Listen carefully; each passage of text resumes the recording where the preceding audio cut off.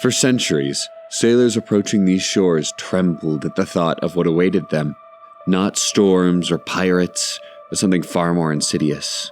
A sound so enchanting, it promised ecstasy, but delivered death. The sirens of Mediterranean mythology have haunted our collective imagination for millennia. Today, their name is synonymous with warning sounds and seduction. But who or what were these beings?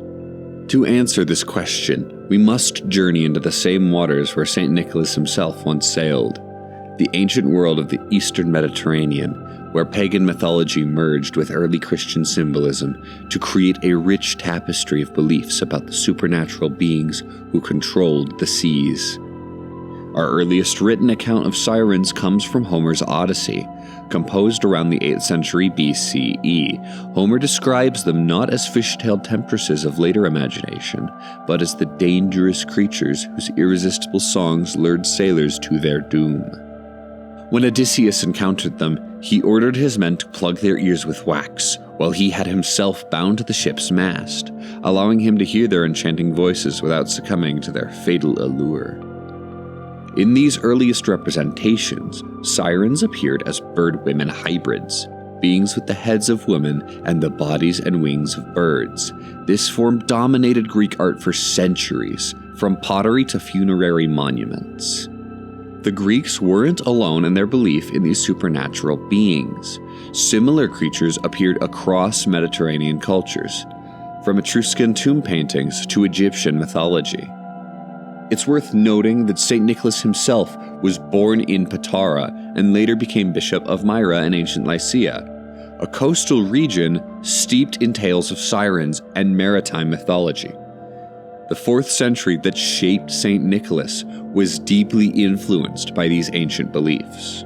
What made sirens so terrifying wasn't just their deadly intent, but their method, using beauty and allure rather than force. They represented the dangers of temptation and distraction, themes that would later be central to Christian teachings about moral navigation. So what were sirens? They were complex symbols of dangerous allure, beings who used beauty, specifically beautiful sound, as a weapon. They represented the hazards that lay beyond the known world and the dangers of being led astray by temptation.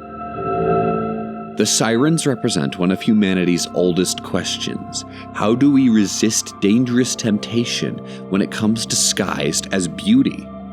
In our next episode, we'll explore the origins of siren mythology and how these beings emerged from ancient Mediterranean imagination.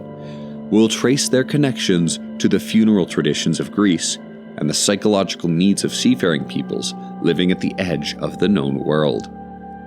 If you've enjoyed this exploration of the mythological world that shaped St. Nicholas in early Christianity, subscribe to join us as we continue to unravel the connections between ancient beliefs and modern traditions.